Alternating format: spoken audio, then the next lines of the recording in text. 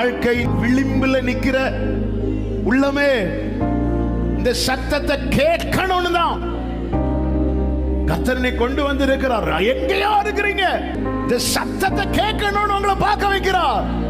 உன்னை அழிப்பதுதான் தேவ சித்தமானார். உன்கிட்ட அவர் பேசி இருக்கவே மாட்டார்ப்பா.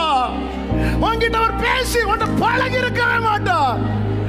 பக்கத்து வீட்டுக்காரன் கூட உன்கிட்ட வந்து பேச தயங்கும் போது அவர் உன்னை ஒரு பொருட்டா எண்ணி பூமியின் கடையாந்தரத்தில் நீ இருக்கிறதை அறிந்து உன்னிடத்தில் வந்து பேசுறார்னா நீ வேணும். அழிப்பது தேவ சித்தம்னா உன்னை இங்க கொண்டு வந்திருக்கவே மாட்டார். அழிப்பது தேவ சித்தம்னா இந்த சத்தத்தை கேட்க வைத்திருக்கவே மாட்டார்.